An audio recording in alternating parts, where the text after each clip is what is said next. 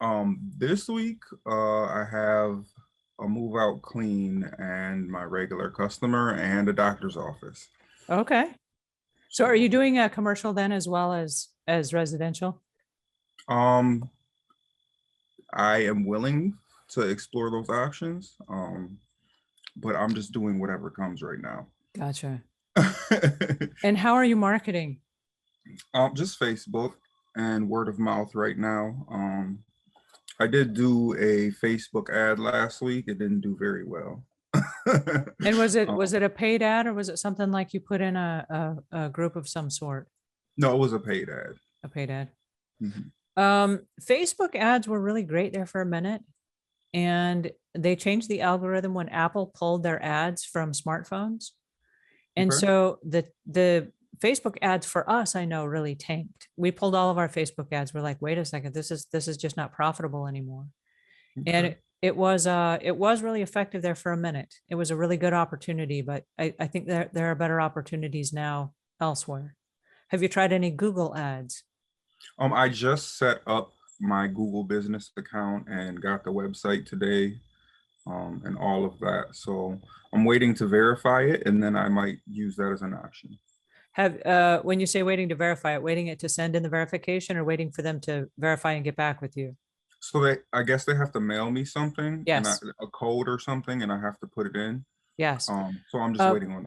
so what happens with house cleaners? And this is a really interesting thing that you bring up because they'll ask you for an address and you have to give address even if it's your home address. But we don't want to give our home address for Google. We don't want our home address floating around on Google.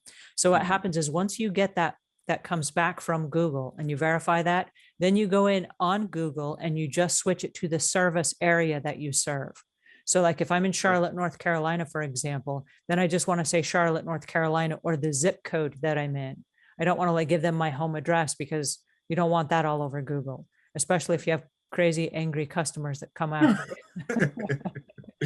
For sure. But Google My Business is really awesome because once you have a Google My Business account, you can be found in Google in the search engines, but then also it links to your other social media.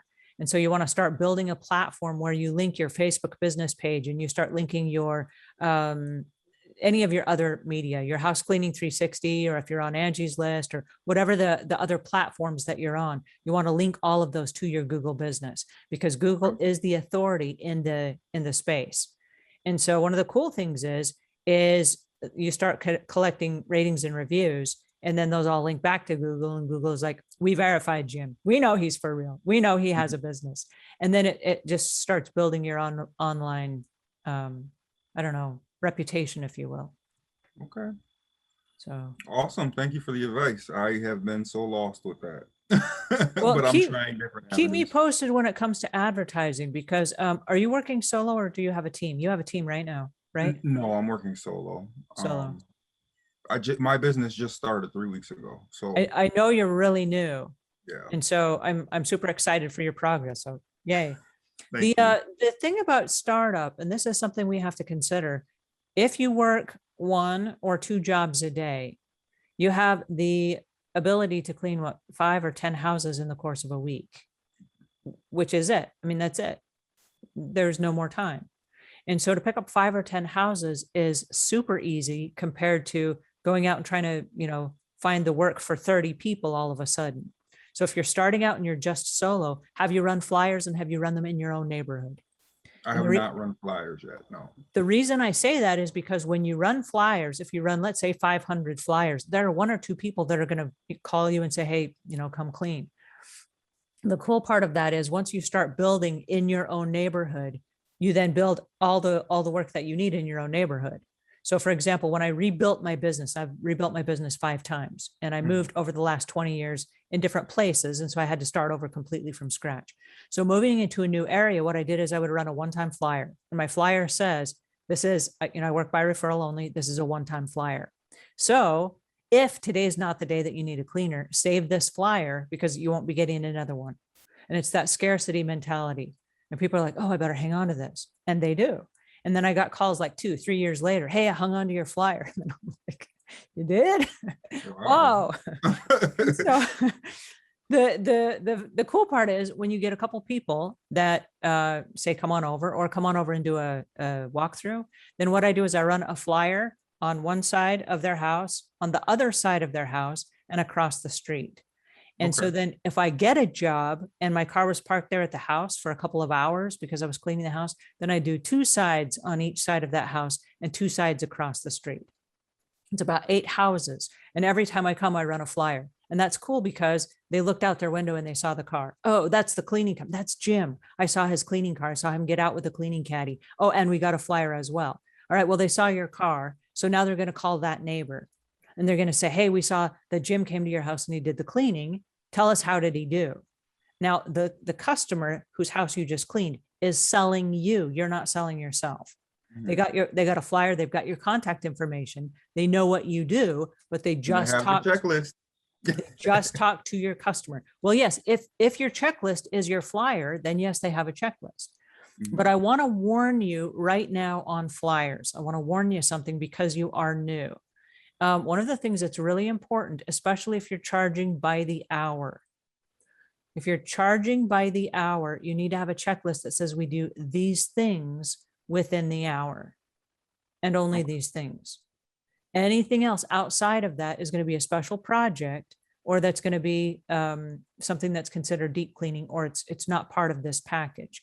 Because what happens then is your new people that are calling you will say, oh, Jim only charges $35 an hour. So let me have him do all my maintenance cleaning. Let me have him do all my deep cleaning. Let me have him do all my special projects. And they're going to work you to the bone for a flat fee. And that's not what you do. You offer a series of 12 or 15 things that are included in the hours that you provide at that hourly rate. Does that make sense? Yes, ma'am. And if they say, oh, can you clean out our refrigerator? No, that is not on the list. That's not deep cleaning and that's not maintenance cleaning. That's a special appliances special package. And we charge a separate fee for that, right? A Savvy Cleaner, we charge $250 for that package. And it includes a refrigerator and a freezer. And maybe they have a garage freezer, for example, and it includes up to 5 appliances. And so what that is an oven, clean out the dishwasher, and typically the garbage disposal. And so that's what that is. And for that package, it's $250. That's not part of any of the other cleans that we offer. So automatically someone says, well, can you clean out my fridge? It's $250. Well, I just want my fridge cleaned. And you say, well, it's part of a special package that we offer. Let me know when you're ready to have your fridge cleaned out. We'll do your oven at the same time. We'll do your dishwasher at the same time. We'll do your garbage disposal at the same time. And if they haven't had it done in a while, that's a good package to offer, right? Makes And sense. so it's just separate because on every clean, you don't bring oven cleaner with you and you don't bring the little SOS pads and your safety glasses and all that stuff. You just don't. And so for that reason, we don't carry that stuff with us and it's not part of our maintenance stuff. And I don't want you doing it for an hourly rate. Well, I don't, and I've already ran into that. So thankfully, I have watched a lot of your videos, Oh, and good. I do have an appliance package. I have a small appliance package for 100, and then I have the large appliance package for 150. Okay. So bump up your price for the large appliance package. Okay. And the reason is this: if you have a really, really icky oven, it can take 3 or 4 hours to clean. And so you don't want to be working for $150 for 3 or 4 hours. Plus you go out and you have to defrost a freezer in someone's garage and they've got a really thick ice buildup that's going to take 5 or 6 hours to do. You don't want to have to do that. You want to make sure that you budget it well enough that you're going to make some money off of it. And then also if you outsource it to someone else, like let's say your business grows and now you're doing all the maintenance clean in your business, you want to make sure that you can hire someone else, pay them a fair fee, and you still make a profit off of it if you have to outsource that. Now, the only question I have is, at what point do you feel it's time to hire people? That's a great question. And every different house cleaner is going to have a different answer.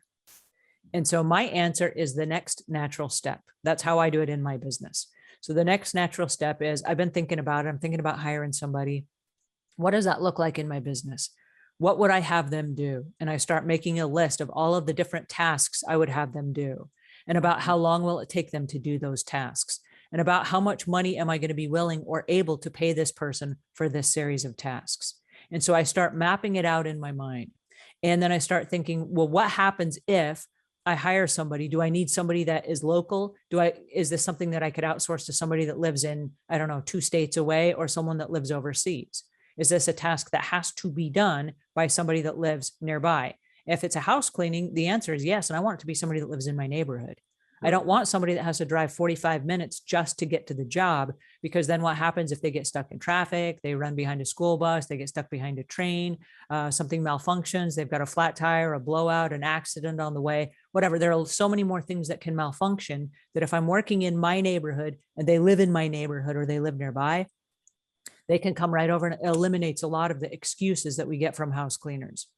Okay, so once I figure out exactly who I'm going to hire, then what happens is I wake up one day, it's just mysterious how this happens, but I have it all kind of sorted out in my head. Then I wake up one day and it seems like just the next natural step. It's like, oh, but of course, I'm going to hire somebody today. And it's not stressful. And it's not like, well, I got to hire someone by Friday. I've got all this business coming in or whatever. It's just kind of an organic thing that I wake up and I go, today is the day. And so then I've already figured out most of the details in my head.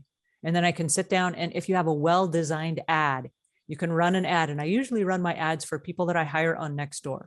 Nextdoor is an app. Do you know Nextdoor? I do. It's an app that's designed for businesses. I want to say hi really quick to everybody that's on the call. Hi and welcome. So glad that you're here. We're talking with Jim right now about some hiring issues. And when you know it's time to hire the next person in your business or it's time to expand. I like to run an ad on Nextdoor, and I like to make myself sound like a really small company.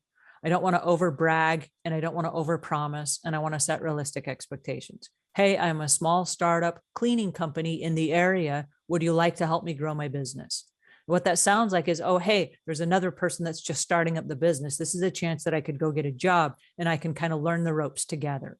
Right? If I sound like I'm a really great big company, oh, come work with my company. We have all these years of experience. We do this, that, and the other. They're going to show up expecting a benefits package. They're going to expect that you have it all worked out as far as them not showing up and them taking paid vacations and all that stuff.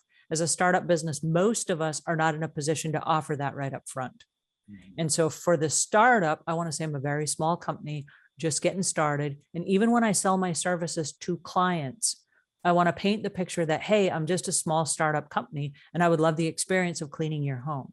Even on my flyer, I use a black and white printed page and it's cut in half. So it's a small flyer on a piece of paper that says we're a small company. Now, even after, this is cool, even after 20 years in the business, I still use the same flyer.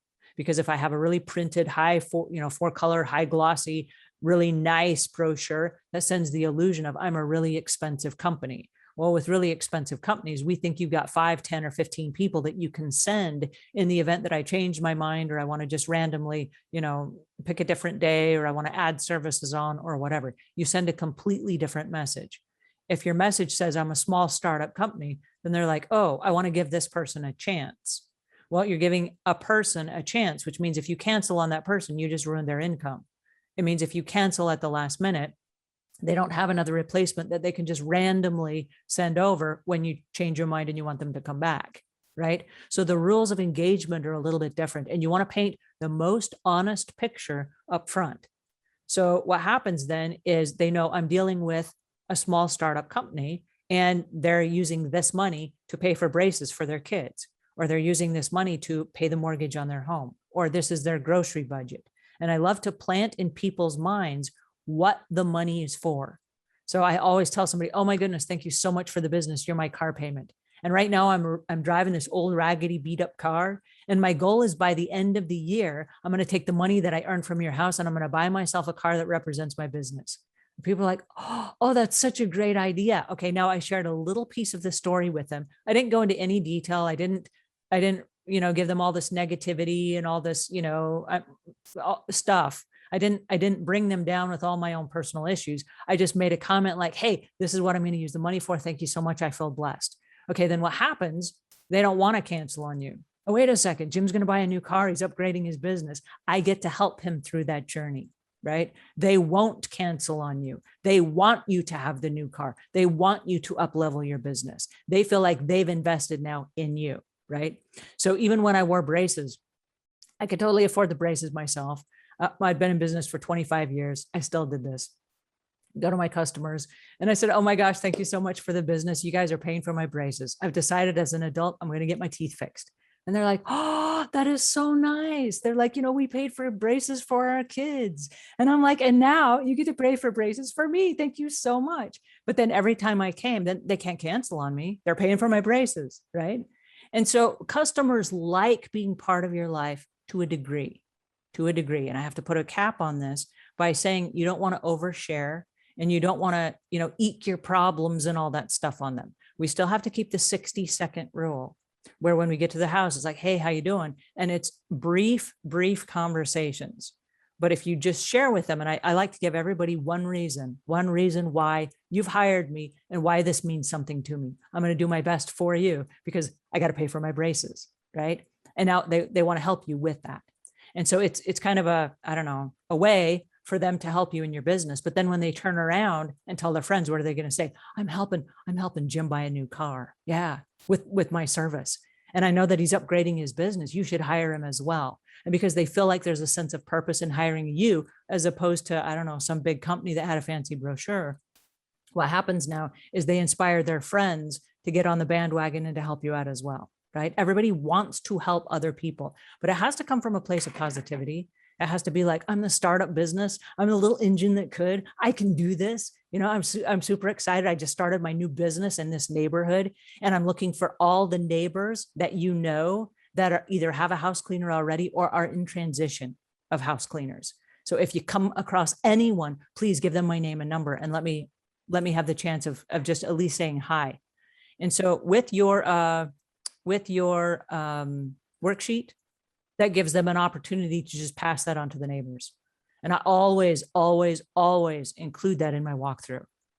And I say something for the example like, oh, and if you hand this off to your neighbor, it has all my price. It has all the stuff that I do on it. And it has my number and everything at the top. And I show them exactly how you present it to someone. And I say, just don't tell them the price that I offered you, because every house is a little bit different. Everyone's living situation is a little bit different. And I can't guarantee them the same price I'm giving you. And I always paint that as well, because I don't want them to say, oh, you should hire Jim. He only charges $200 for an entire house cleaning. And then the neighbor across the street who has a house that's 5 times bigger is going to go, oh, well, that's a great price, for the size of my house. You don't want that either. So. Do you have any questions on that, or did that just open a can of worms? That answered pretty much the question I had about, when is the time to hire. Like, I was just wondering, like, should I have a certain amount of, so basically I'm fortunate because the income from the business just goes into the business account. I don't need to use that money to buy anything. I'm using my personal money for everything else. So I'm fortunate in that regard. Should I have a certain amount of money in the business account before I hire somebody? Well, what you can do is you can hire a person that shadows you on jobs. And I wouldn't hire anybody at all full time. And so as you're getting started in the business, let's say that your business is starting to get busy. What I would recommend is that you hire a person to come on one job 1 or 2 times a week. Let them come and get a feel for the business and see, is this right for me? Because without you having an entire work for them, like you don't have work for the whole entire week, because obviously you haven't staffed up to that. What you want to do is have them come, train with you. And if they seem like they're a good fit for your business, they're physically capable, they're good for the work, they do a thorough job, you get a chance to test them on the job. And I've had a lot of people that never made it past the probationary period, which for our company is 90 days. So when you hire on, it's a 90-day window. I'm going to go through a series of checklists of my own to see if they're actually a good fit for my business. And I ask them, please create a checklist of your own, because I'd like to have a reevaluation with you. And you tell me if you're a good fit for my business. And oftentimes they'll come up with suggestions of ways we can make our business better, ways that we can be more faster, more efficient, or they'll come up with loopholes, that things that neither one of us saw. We're like, oh, hey, that's a great thing that you brought up. Let's fix that. Right. So it gives us both a chance to learn from each other. But during that window, then you have the opportunity of picking up extra business. And so what I love to do is if you have 3 or 4 customers in a neighborhood, what I like to do is go to my current customers and say, hey, listen, I have a special package that I'm offering right now. Christmas is coming up. We've got Thanksgiving and Christmas coming up right now. I've got a special large and small appliance package that we're offering where we're going to come in people's homes before the holidays and they do all that baking. We're going to clean out the ovens, clean out the refrigerators, clean out the freezers so that they have room for their Thanksgiving turkey and all the stuffing and all the leftovers and all that stuff. So if you know any of your neighbors, they already may have a house cleaner and whatever, that's fine. But that just a special appliance package is what we're offering. Do you know anyone? And they might say, no, but that's a great idea. Would you mind just making a note of it on Nextdoor? And they go, yeah, that's sure. Hey, listen, guys, my house cleaner, Jim, has a special appliance package leading up to the holidays where he and his company will come in either before the holidays or after the holidays. And they do this, that, and the other. Here's his phone number. He does an awesome job for us. What your neighbor said when they posted that is they said, my house cleaner. So they know that you have a house cleaning service and the special package that you offered. Now, what happens is when you get to the customer's house to do the special appliance package, you say, listen, I have a cleaning company. While I'm here, would you like me to walk through the house and let you know if your prices are in alignment with what you're paying for your current house cleaner? There's not a person I've ever asked that question to that they're not like, yeah, am I overpaying? I don't know.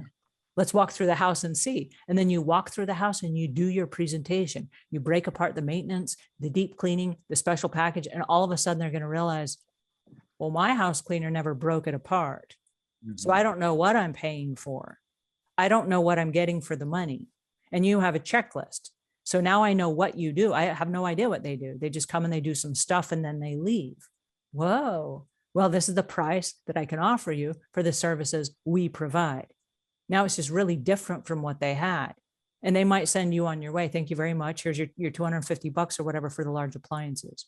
So you did a job. They come in, they inspect your work and they're like, in the back of their head, there's this little gnawing voice that said, Jim had a checklist and Jim does deep cleaning and Jim does maintenance cleaning and Jim does special packages and he does upsells and he cleans bookshelves and he does, and they're going to go through their mind and they're going to go, we've got the wrong house cleaner. And they're going to call you up. It might be a week later. It might be 6 months later, but they're going to call you back at some point and they're going to say, you know, we've been thinking about it. We need that package. Then when you go back, you go right for the close. You just say, we covered all these different packages. This is the one that we talked about. It's going to be $1,200 a month. Did you want that? Or did you want to go ahead and add in right now 2 of our large appliance packages? Because about every 6 months they need to be done. So it's just an extra $500 a year. We can amortize that over the cost of the entire year. So instead of you paying $500 up front, you can break that down. So it's just a few dollars extra per month. Do you want to add that in right now? And you just start writing it up. And then they're like, well, yeah, actually that makes sense. And that way they can put it on a budget and they know that every single month they're going to spend $786 with your company or $1,232 with your company or whatever it ends up being. But it's going to be a fixed price that they're going to pay you every single month. Why? Because that's your car payment. Your car payment for the new car that you're going to get to upgrade your business, right? So because you've painted that picture and you've given them a reason why, and you've given them a logical price. Now the price is not logical, okay? The price is not logical, and here's the hurdle we have to get over. Most people that get into the house cleaning business don't have the luxury of having a personal account and a business account. And so they're not just putting all the money back into their business, but they're trying to pay the bills and trying to survive off of it. So the reality is when we jump into a job offer, we have to get ourselves out of the way. And part of what we're going through, and this happens for a lot of startup businesses. I'm not saying you do, but I'm saying a lot of people do. They'll say, oh, wow, $1,200 a month sounds like a whole lot of money. I would never hire a house cleaner for that price. And so we talk ourselves out of hiring someone at that price because we ourselves would not hire someone for that price. Does that make sense? Yes. What you have to realize is this: there are people that will spend inordinate amount of money buying just crazy, crazy, crazy stuff. Like, for example, I had a conversation with somebody this morning over a $55 toilet brush. That is a lot of money for a toilet brush. I would never spend $55 for a toilet brush, but there are people that like to say, I've got the most expensive of everything. Come look in my house. I have the most expensive house cleaner, and I have the most expensive this, the most expensive car, they overpay for things, right? My husband is in the Mercedes business, and he'll say, that car right there, somebody just paid $10,000 over sticker price for the car. Why did they pay more for the car? Because they want to tell their friends, I paid $10,000 over price for this car. It's crazy. It makes no sense. People will tell their friends, I got the most expensive house cleaner in the city. Oh, really? Well, I want the most expensive house cleaner. How do I do that?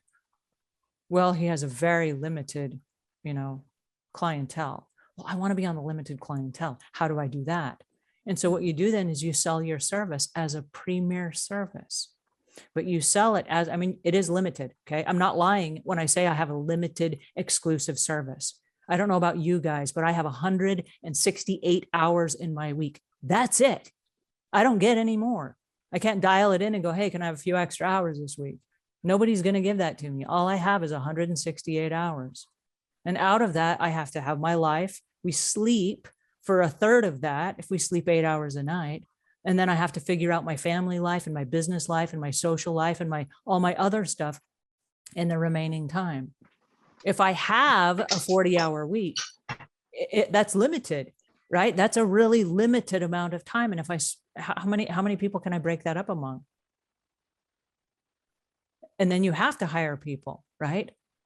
And so you have to be really clear about, this is an exclusive service. This is a premium service. This is what we offer. And so when you create that scarcity, people are, oh yeah. Well, don't tell anybody, but my house cleaner, Jim here, he only has 2 slots left. And I always come in with scarcity. If I'm a startup business, I only have 1 day a week. I don't know what I'm doing the other 5 days of the week, but I might have to moonlight somewhere else on another job until I can get enough cleaning clients to then pay my bills, right? But if I'm doing that, they're going to give me 1 day off. Any job is going to give you at least 1 day off a week. That's the day that you build your business. And as you come into your business, you say, I have one slot left. That's it. And then my schedule's full. I don't tell, if I'm starting a business from scratch, I don't tell people I only have 1 day that I'm working. I just say I only have 1 slot left. And then they're like, well, I got to have that 1 slot, right? You don't say, well, look, my schedule's wide open. I don't have any customers. What day would you like? You don't do that, because they'll say, well, let's see, Friday at 11 o'clock in the morning. What is 11 o'clock in the morning? Now you can't do something before then, and you can't do something after. They booked you right smack in the middle of the day, right? So you have to be the one that controls the schedule. If I book up my 1 day, I have a choice. Do I want to open up another day? And if I open up another day, now I have another day.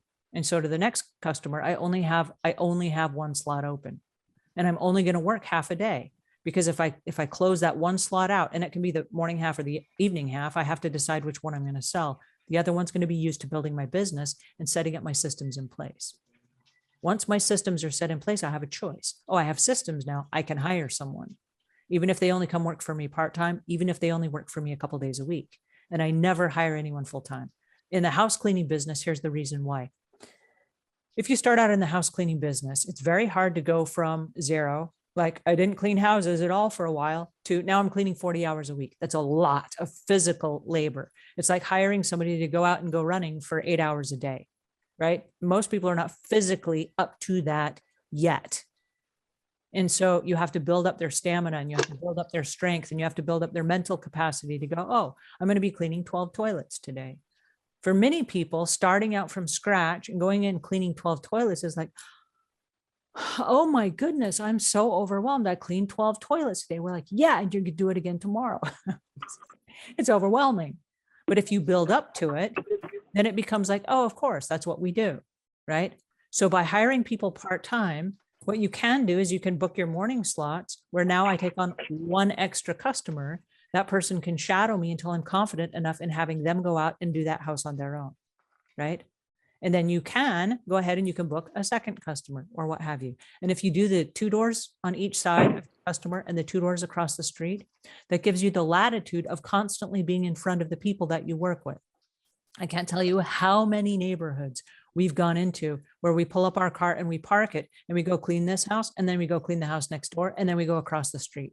We've done that in so many neighborhoods and it just works out really well because that's a full day's worth of work right there. We never moved the car. We had separate cleaning caddies in the back. They saw us come out of one house. They saw us go into the next house. And sometimes you'll see the neighbors like, hey, I'll get you in a couple of hours. See you then, and you wave as you go to the next house. But it's all compact and you just reduced all of your travel time because the travel time we don't get paid for as far as like customers paying us money for the jobs. That's not billable time. You can add a little bit of extra money to help cover the costs, but that's not billable time. So we want to keep everything as compact as possible. And I love working in my neighborhood for this reason. If I work in my neighborhood and I have a cancellation, I can do something at my own house. I can stay home and do my social media, or I can do my marketing, or I can work on my accounting, or I can do something else. It didn't really throw me out because I didn't drive 45 minutes to a job, right? So I love working in my neighborhood and I love hiring people from my neighborhood. I can't tell you, I've got so many people right now to this day that live on my same street or that live like one street over. For this reason, they can just run over to my house. They can get something. They can work from home, whatever the scenario is. If their car breaks down, well, walk over to my house and we'll ride together. You know what I mean? It's so many problems you can resolve if they live right near you. There's another hidden fact. If you work with your neighbors and you clean for your neighbors, everyone is kind of forced to be nice and respectful to each other because there's this built-in, oh no, Jim's my neighbor. I'm going to see him again. Right? And so when you have that built in, there's this kind of like unspoken common mutual respect. So I love that for that reason as well.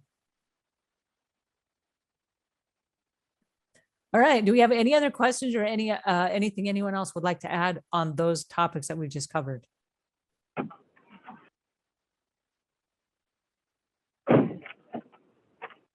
Gabby, do you have a question? Yes, I do. I'm sorry. Hi, how are you? I'm good. How are you? I'm very good. Thank you.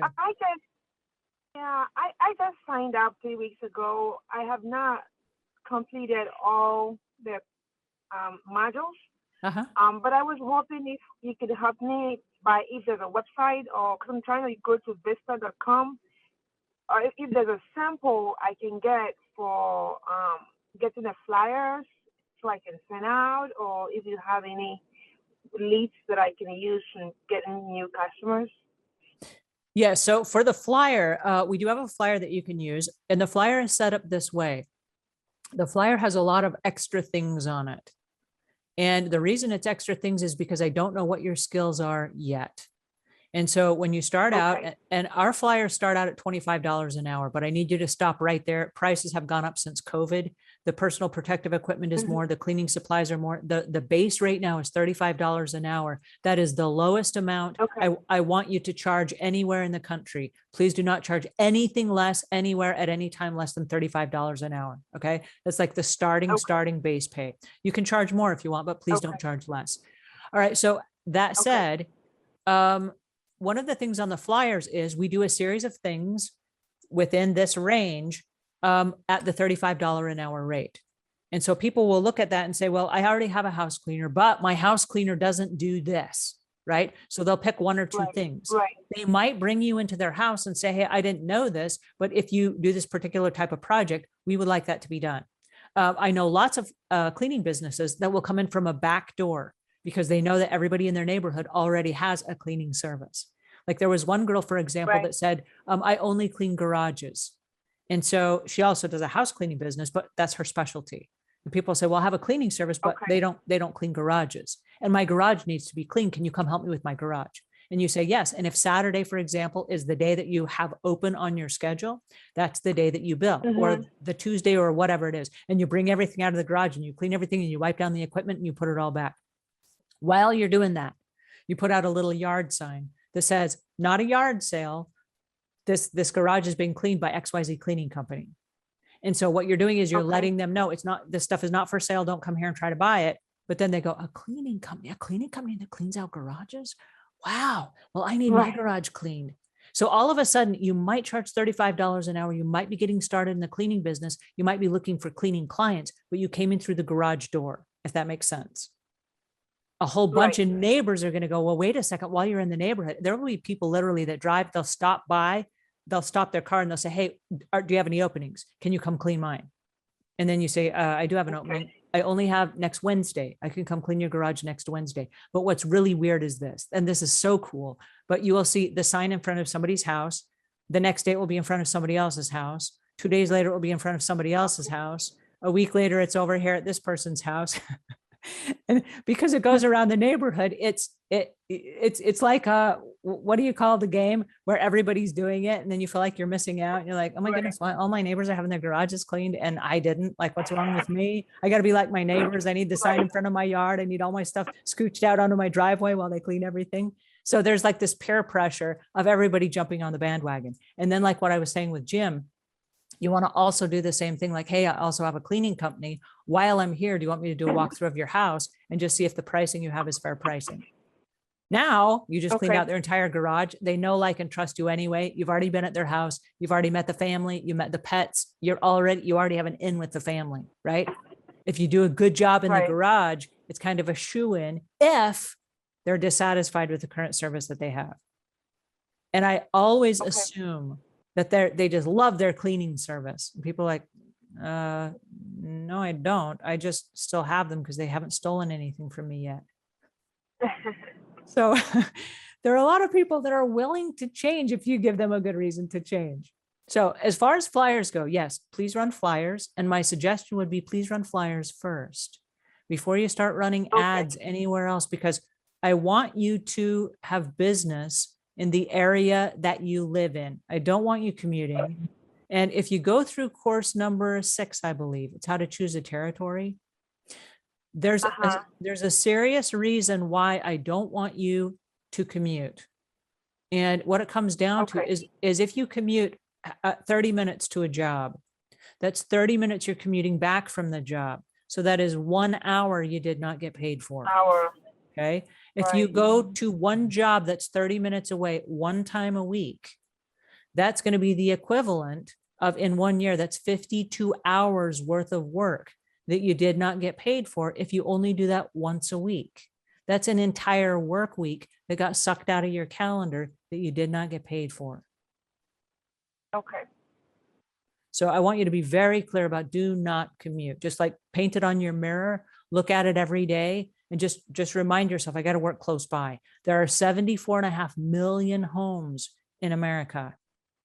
They all need to be cleaned, either by a cleaning company or by themselves or a family member. Like, somebody has to clean them. But in every area, there are apartments, there are condos, there are assisted facilities, living facilities.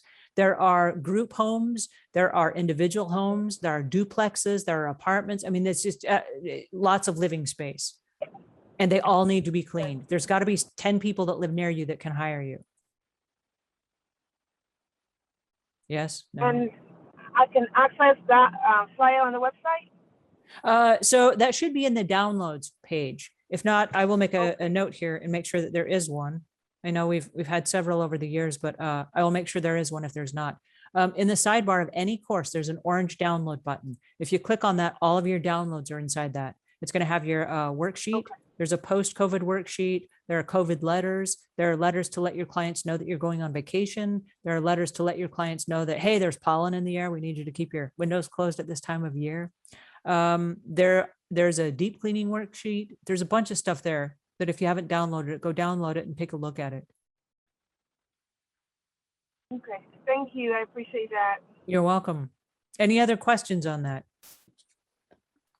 No. Just so for the $35 an hour, right? There's a cleaning company close by here, and they say per service hour. So what is the cutoff? Like, is it you start at 8 and you finish at 8:15, and if that's a whole hour you charge for, or how does that work? So per service hour is usually from like 8 to 9, and you can round it up however you want, whether you round it up to the next 5 minutes, whether you round it up to the nearest 15 minutes. 15 minutes is probably fair because you might give or take a couple of minutes to make sure that you're there on time. With my company, we always had very crystal clear timeframes. And so like 8 to 11 might be a small house, 8 to 12 might be a larger house. And we worked in 3 and 4 hour blocks. And I found that after 3 or 4 hours, my people were pooped. They were just worn out. And so was my customer. We don't ever want to send anyone in for like an 8-hour day. And so if we have an 8-hour day, we'll break it up into 2 sections. And so as far as rounding that up, that depends on you and how you want to rate that as your service. It's going to be easier for you as you get started. Cut it off at the hour, work for an hour. When the hour is done, be done with the job and go home. Okay. Because that way it's easy math. They say, oh, they were here for 3 hours. You bill for 3 hours. Don't bill them for 3 hours and 20 minutes and all that stuff, because your price keeps changing. If your price keeps changing, that's not easy for you, and it's not easy for your customer. And it's not easy for your customer to recommend you. If your customer says, oh, it's $35 an hour, and they'll come work for 3 hours, what that means is you're going to charge $35 for 3 hours, and you're going to come and you're going to work for the full 3 hours. You're going to start on time. You're going to stop on time. And that's easily recommendable. They're going to tell their neighbors, oh, it's $35 per hour. And then what their neighbor says is, oh, well, I can afford 4 hours worth of cleaning. And so it makes it really, really easy math if you'll stay with your times. Now, I do know house cleaners that keep changing the times and they keep adding things in, and the price is always different. So the customer can never budget for it because they're not really sure how much it's going to be. It's going to kind of be this much, but it kind of might be more. And then they call and they cancel and they're like, well, I might have enough money for the cleaning, but I don't know about the extras or if they run over, or you know what I mean? And so I always set it up. I've got 3 hours. Well, we're going to go as far and as fast as we can in 3 hours. If I get to your house and your house is like super cluttered and there's like stuff is all over the house, that's going to slow me down. How do you want me to deal with that? Do you want me to go ahead and plow through the stuff that's on my list that we've agreed to, or do you want me to stop and go with a priority? And if I have to cut something off my list that we're agreeing to right now, what do you want me to cut off? Chances are not that I'm going to be able to do extras, but I can cut stuff off. Do you want me to start with the bathrooms or the kitchen? And I love to ask that question because they're like, the bathrooms or the kitchen? Well, no, those are the most important rooms of my house. I don't want you to cut those out.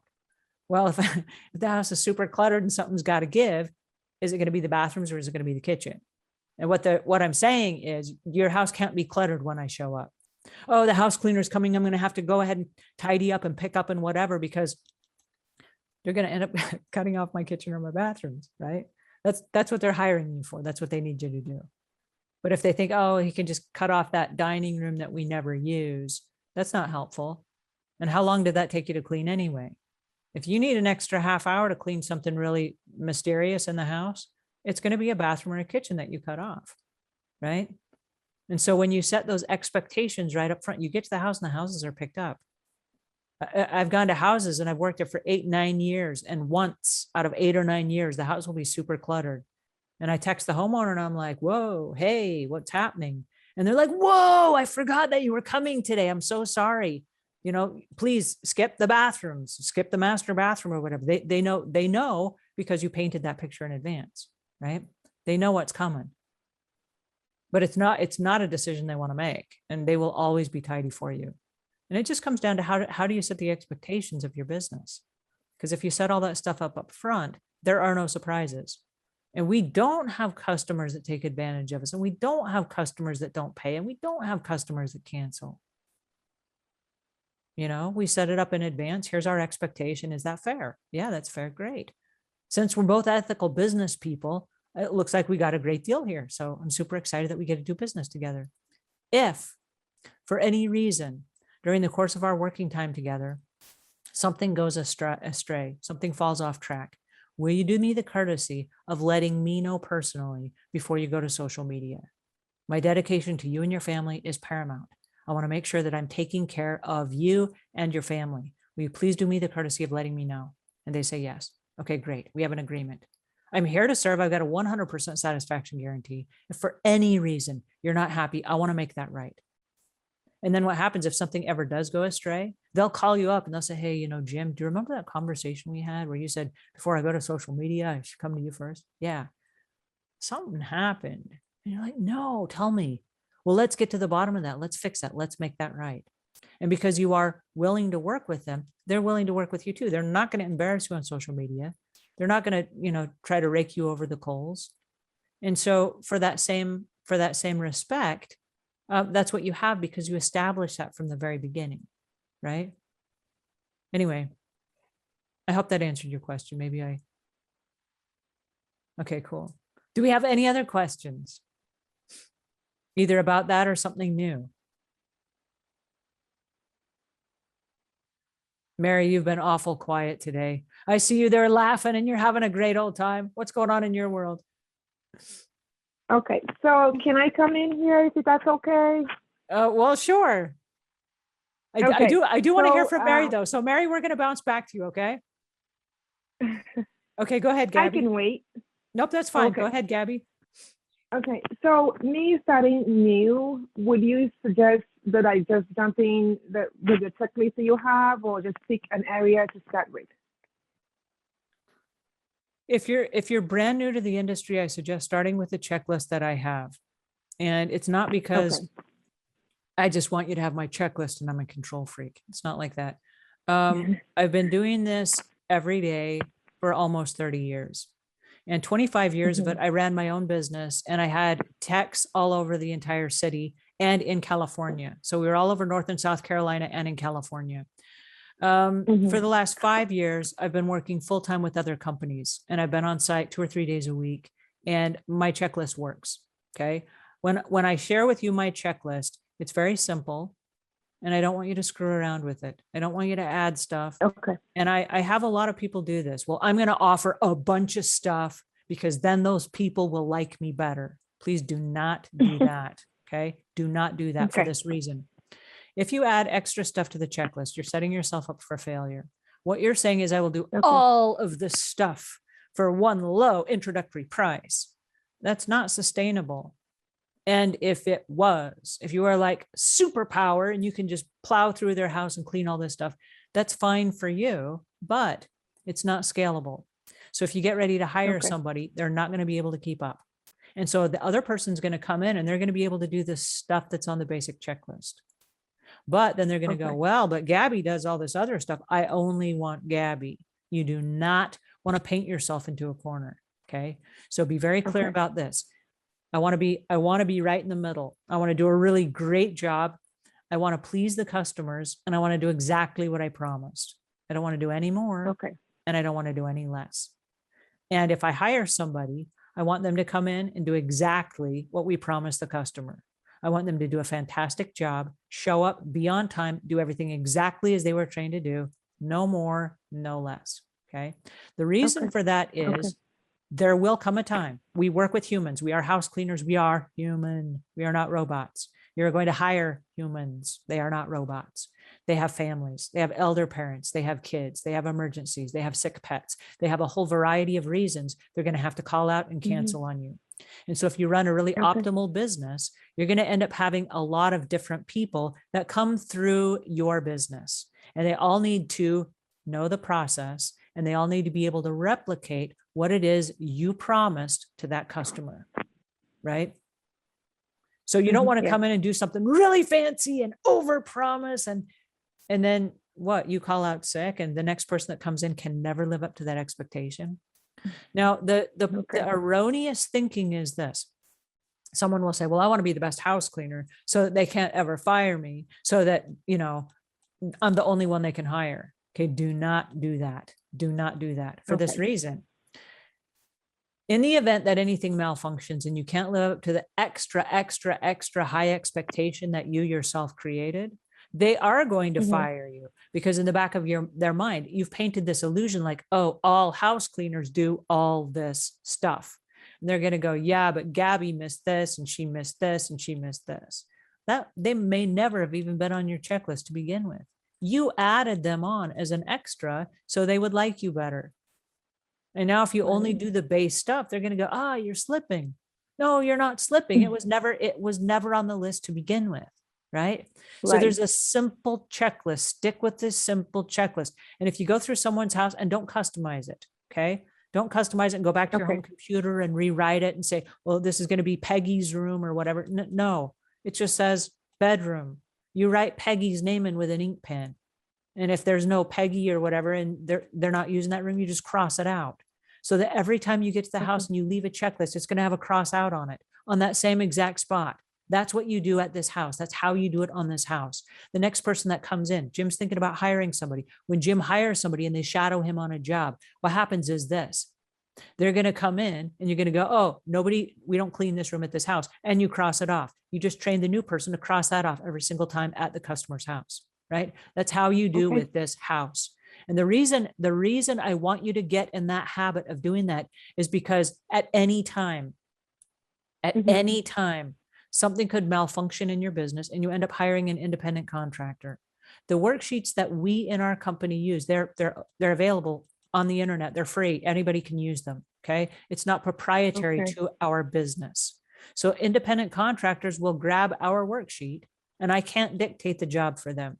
Okay. It's part of the independent contractor agreement. They run their own business, but I outsource it. Let's say that I hired you, Gabby, and I say, Gabby, I need you to go clean the Peterson's house. Okay, great. You grab the checklist. It's the same checklist you and I both use.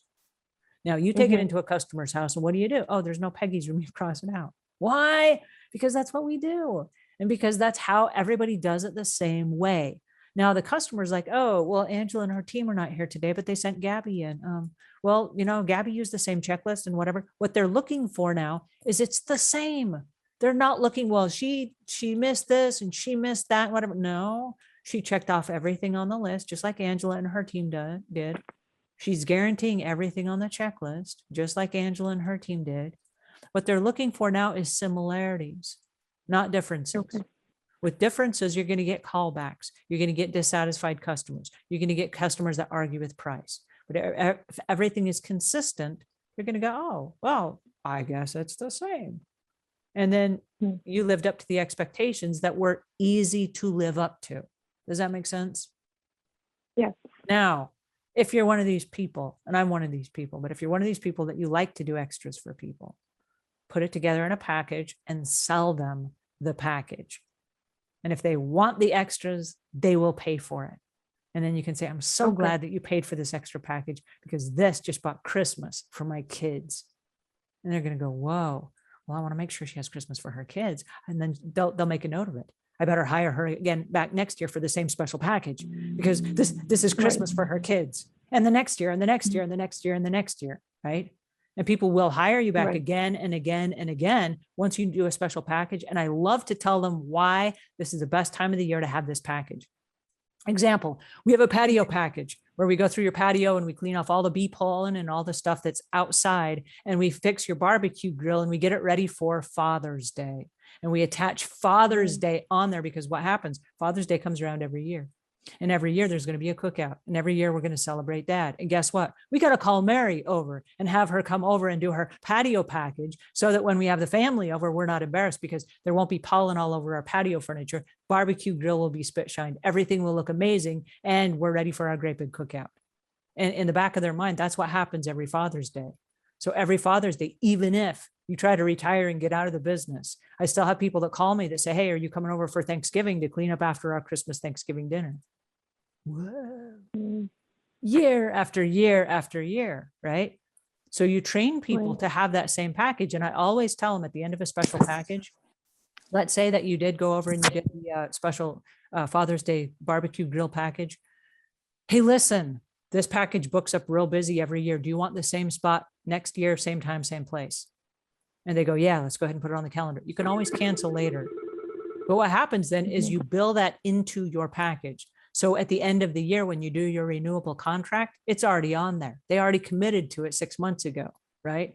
And I say the end of the year as if it was in December, but it could be in August or whenever they renew. Did we talk about renewable contracts? No. I need to stop for just a second. And I need to tell you about renewable contracts. This is going to make or break your business. If you do not have a pencil and paper, now is a good time to get one. You don't want to miss this.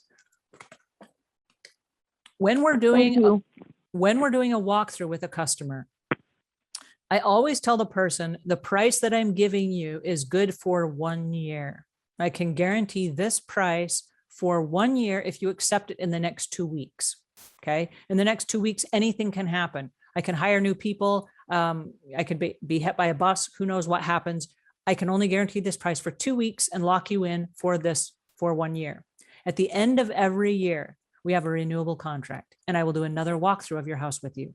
And the reason for that is a lot can happen in someone's home in the course of a year. And what I'm doing is I'm painting a picture that the price is not going to stay the same always. Okay. The price is going to change, and so might your house. What happens in the course of a year? Somebody could get pregnant and have a new child within the course of a year. You come back a year later, and now there's a crib, there's a nursery, there's a bunch of toys, there's a bunch of other stuff. They might have gotten 2 dogs during the course of a year, a cat and a goldfish, okay, or a gerbil or something. So people add pets. It could be that an elder parent got sick, and now the elder parent lives with the family. And so it's not only now are you cleaning up, but you're cleaning up after an elder parent. And they may have medical devices that need special attention or special care or special cleaning. There might be special stuff that's been added to a bathroom. A whole bunch of stuff can happen to a house in the course of a year. So at the end of every year, and this is if I come see you today, and today is what, October 6th, your year, my next walkthrough with you would be next October 6th. Okay. So in 1 year from today, I'm going to come back and we're going to do another walkthrough. And I'm going to do this whole song and dance. And I'm going to go through and I'm going to point out everything in your house that we do and don't offer, any new services that we've added. And people are like, oh, okay, cool.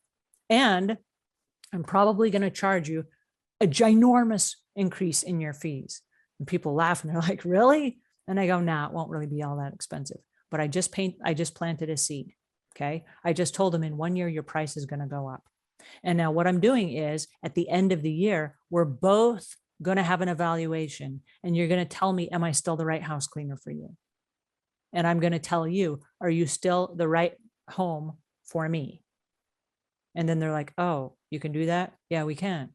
Okay. It's an evaluation. It happens in every job. If you were an employer and you had an employee, you would do a regular evaluations with them to see if they're still right for the job, right? You give feedback at that time. This is the same kind of an agreement. Okay. And by having this and planting this seed, what happens is you get close to October 6th. And I always say the date, like, what day is it today? Oh, our next walkthrough will be, and I give them the date. In the back of their mind, you've planted a seed. Oh, we're getting close to October.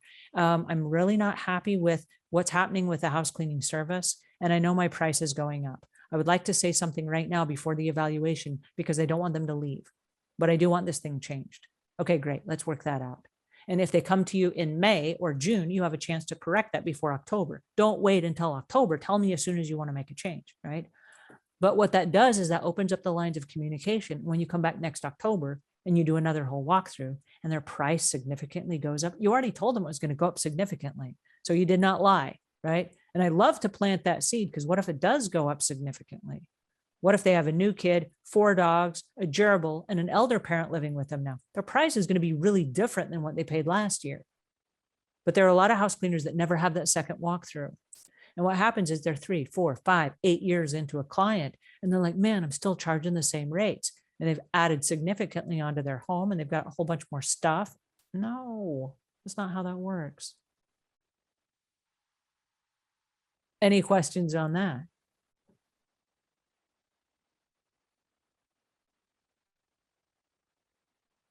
Okay.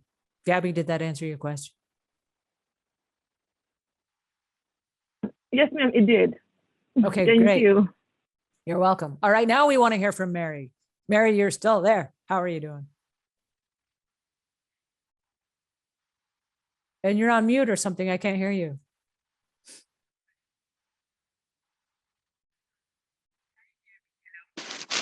Yes, I can hear you now. But your voice is live. There you go. There you go. Tell us what you're up to. Thing is, and let me say thank you for your advice. I watch your video a lot. I think your video helped me a lot before I sign in on this. Oh, good. Awesome. I'm so glad. Appreciate this a lot. I start watching you on YouTube. But my question is,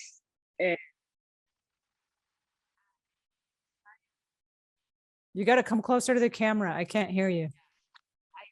In with Angie Lee, angielee.com.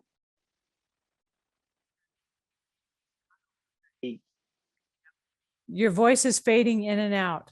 I'm losing pieces of what you're saying.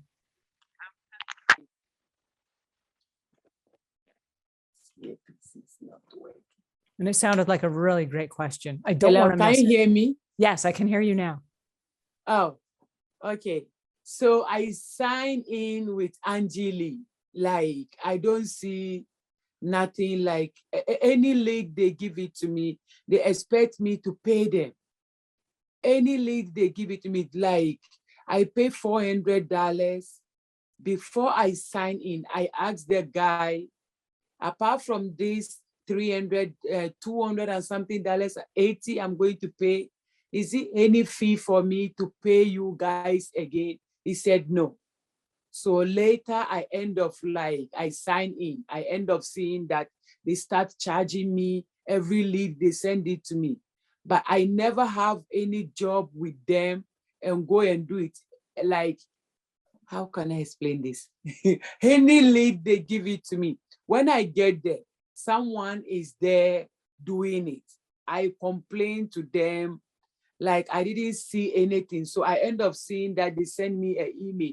I owe them $1,000. I never have any job with them, any client with them. I build my own client. So that make me worried. Like I even don't know that you have a flyers and those things. Now I realize that I can depend on you. So I need more advice, please. Yowzer. I don't like what you're going through, and I don't like to talk bad about other companies, but I do want to have a conversation about Angie's List. Angie's List is a company that was phenomenal. It was fantastic. And it did get you leads, and they grew a business, and it was on top of this world business. They sold it for like $43 million to Home Advisor. Okay. It was a phenomenal company. Hats off to Angie for starting the company and for growing this business. Okay.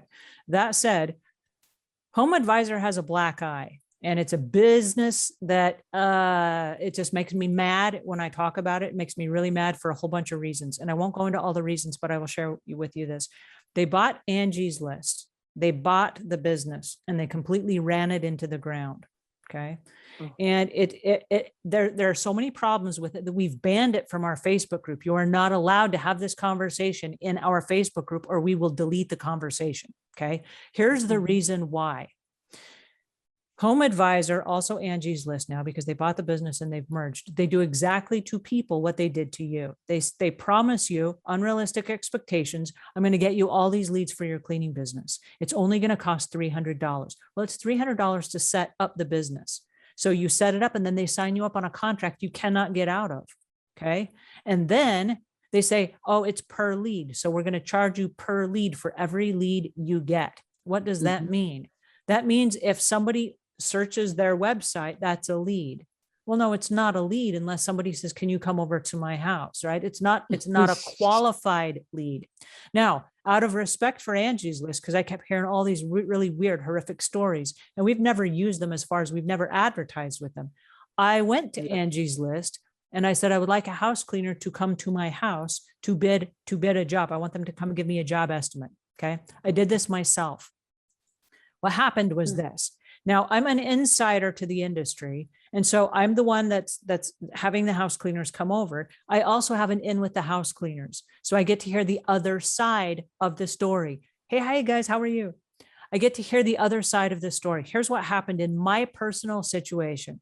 So I said, I want a house cleaner to come over and bid my house. They sent that lead to over 60 house cleaners. That's 60. They charged 60 house cleaners for my one lead. Now, what happened was this. I started getting phone calls from house cleaners. Hey, I see that you need your house cleaned. Can I come over? Okay, here's the problem. I only have one house.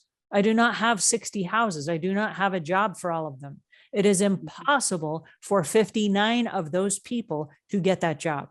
Okay, it is impossible. And so people would start calling, can I, whatever. And they kept billing those people. Okay. Then they followed up with me and said, did you get a house cleaner? And I said, oh my goodness, you have no idea what you just did. And I was really, really upset with them. But what happened is they kept selling the lead over and over and over. And so after the first initial 60 people, they kept selling that lead over and over to other people and then billing them for it. And for 3 weeks, 4 weeks, 5 weeks after, I kept getting phone calls. And I said, when did you get this lead? I got the lead today. And I'd already told Home Advisor, stop giving out my name. The lead has expired. Okay. We've either found somebody, we're done with it. This lead is done. And they kept selling it over and over and over to people. I said, you don't get to keep selling that lead over and over again because the house has already been closed, right? That it's no longer an offer. It's no longer an active lead. And they kept reselling it to people. And then I would have people, like I said, 3, 4, 5 weeks later. And I'd say, when did you get this lead? It came to my inbox this morning. I got billed for it today. Okay, now I'm really angry. They've taken a severe advantage of a bunch of startup house cleaners like yourself, charging you $1,000 for leads that are impossible for you to work because the job is either booked, the job is no longer on the market. Yeah. I've already passed it out to, I don't know, 300, 400, 500 people by now. I know for a fact they sold it to over 60 people because I talked to those 60 people personally. Okay. And so that now I am furious. And I said, you do not get to do this in this industry. And they go, well, we can do whatever we want. Okay, you can, but you do not have my support. And I will go to the end of the earth to fight your business. This is not how you do it to people that are trying to grow business. This is not a valid business opportunity. This is a scam. Okay. Yeah. So I don't like to go up against anybody and say bad and negative things, but I have a really, really, really bad experience with Home Advisor and Angie's List. Very bad. And so I don't recommend that at all. I do not recommend them. In fact, I'm going to tell you right now, stay away from them. Close your account, get out of it as fast as possible. And it's not that I don't want to send them business. I want to give everybody a fair chance. I want people to succeed in business. I do. And for out of respect to them, I won't let you talk about them in my cleaning groups because they have an opportunity to redeem themselves. I want them to change their business model and I want them to help house cleaners. I don't want it to ruin it for them so they can never do business again because the house cleaning industry is a really big part of their business. But I do not like the advantage that they've taken of the house cleaners that I know. And for the most of the house cleaners I know, they do not have expendable incomes. Okay. So money is an issue. Money is tight. We have to really watch the money that we have. If I don't spend money on a dumb lead today, that's money I could invest in something else in my business. I could buy a better vehicle. I could buy better equipment. I could buy better cleaning equipment. I could buy training. I could buy something else without just wasting money on dumb leads that are not actually valid. Right? Yeah. So my suggestion to you is this. You only have, I don't know what, you're going to clean 1 or 2 houses a day. You can only clean 2 houses or 1 house a day. 10 or 12 I houses just started in a the week. business. Yay, welcome. You can only clean 10 or 12 houses in a week if you're just getting started and you're one person. That's kind of the max. So you don't need to be spending $1,000 on ads. That's just not a good resource spend. It just isn't. Yeah. So the day I go outside trying to share my business card, I came in and received your mail. Like then you send me an email. I was so happy that day. Like it's very more like, I said, oh, like she know that I'm going out to share my business card. See what she sent it to me. I'm very happy to receive this email. So like I'm happy that you have your own flyer. I can use it because I'm using your checklist list. Yeah, I'm using that check. I download it from your website. So this is a little bit more. This is a little bit more expensive way to go. But if you have a stack of checklists with you, and they're 3 pages each, okay. And I ask that you have your own checklist, your own. I download it from your website. Awesome. Yeah. I would want to change anything. I do want you to change the last page because you'll want to add in your PayPal account and you'll want to add in the hours that you work. And of course you want to change the address and phone number and stuff at the top so that it's just specific to your business. Yeah. But if you'll do this, and I've done this for 25 years, and this has served me really, really well. I've printed up an extra 40 or 50 copies of my worksheet. And I have them inside a shoebox that's right inside my car, either on the floor of the car or right behind the driver's seat, but it's in my car at all times. And every time I have an opportunity to give one of those away, I do. So if I'm at a school bus stop and I'm stopped, there will be, people standing out and about. I might jump out of my car. I might pull over and jump out of my car and say, hey, listen, guys, I'm a house cleaner here in this neighborhood. And I have a couple of worksheets. If you guys are thinking about, expanding your, how, looking for a new house cleaner or up leveling your house cleaner, or if you don't have a house cleaner, I have a worksheet if anybody wants one. And there will be like 5 or 6 moms and they're like, well, yeah, I'll take one. They're not committing to anything. I don't know where they live, but I know they live in that neighborhood and they're there dropping their kids off for the school bus. Right. Mhm. And so Yeah. they'll take one. Somebody in their car, I'll take one. What are you giving out? Oh, it's just a checklist for house cleaning. Okay, well, it's a checklist. It's got your contact information on it. It has a list of everything that you do. It's got all of your special rules and regulations on the back. You just trained everybody how to hire you. And if you have a QR code on the bottom of that checklist, they can now go to, they can go to verifymyrecords.com, which is something new that we just partnered with for Savvy Cleaner. So Verify My Records, most of you have that inside your learning library now. It's a little course that explains how you use your credentials to build your business. Because right now we live in an era where everyone's asking the question, are you vaccinated? And if you're not vaccinated, you need to have a very good reason for these are the COVID procedures that we follow, and have that be on a verified list. This is, we check our temperature, we check our symptoms, yada, yada, yada. This is the process that we go through, so that you remove the fear and give them peace of mind. If that QR code is on the bottom of your checklist and you just gave it out to the school moms or the school dads at the school bus, I can't tell you how many calls you're going to get. And I'm not kidding. Your schedule will be booked in the course of, I don't know, a week, 2 weeks, because what happens tomorrow when they show up at the school bus? Oh, did any of you take a look at the house cleaning thing? Oh yeah, I made a call. And then they're coming over on Tuesday to give me a walkthrough or whatever. They'll talk about it.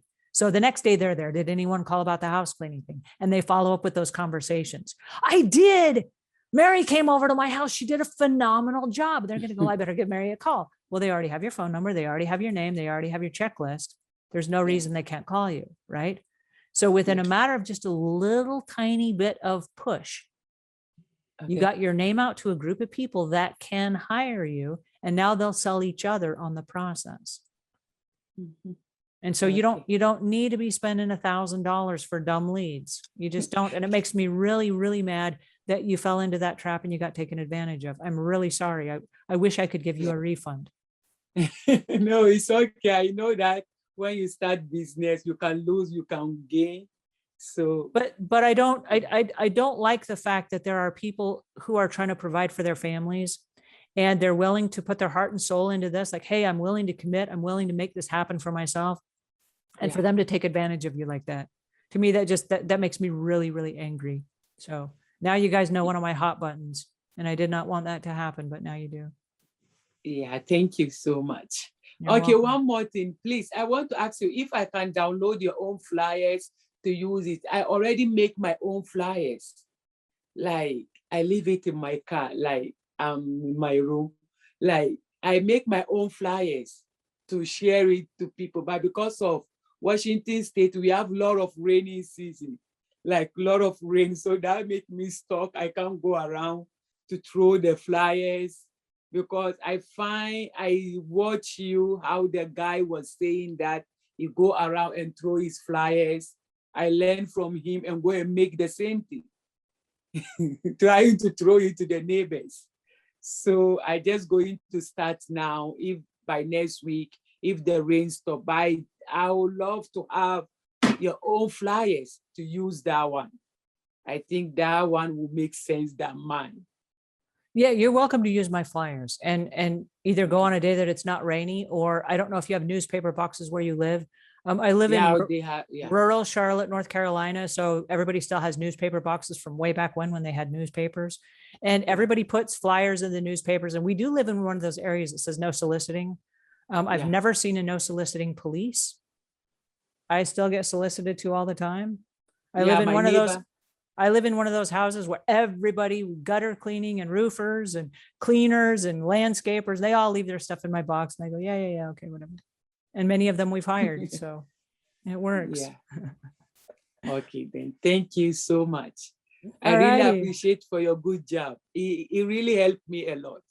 Well, thank you. I'm super excited that you're here. And I love going on this journey with you because I've seen all different phases of the business. And there are people that are just getting started. And if I can save you from making some of the same mistakes that I made, I would love to do that. I don't want you to spend 20 years figuring this out. I don't want you to do that. I just want you to jump in and be as successful as you can as quick as possible. Yeah. So. One more thing, please. I go to the house to clean. When I get there, the man already told me like, oh, can I clean the fridge and this thing. By that day, when I get there, I was thinking I'm going to clean the fridge. I end up doing the whole cleaning because only me can clean the house. So I hire someone to go with me. But anything she did, I go back and redo it. But I just, because I end up telling her to clean the bathroom, the master bedroom. Then I go back to check. I asked her, do you clean this thing? She said, yes. So I think that thing is the same. So when I start cleaning, I see that thing kind of changing, turning brand new. So like I asked her, you know that this is business. So I want to build my business. I don't want game here. So you need to help me to do good job. So please, next time you need to do it good because I don't like to come back to trying to do it again. It's more daring because she's trying to play game. I asked her, do you clean this? She said, yes. But meanwhile, she didn't do it. I pay her every hour. Okay, so the important thing to realize is when we hire people to help us grow our business, if we're following a checklist, what we're saying on the checklist is I guarantee everything that I checked off. And it's possible that you go through the checklist and you don't get to everything. Okay. Hey guys, how are you and welcome.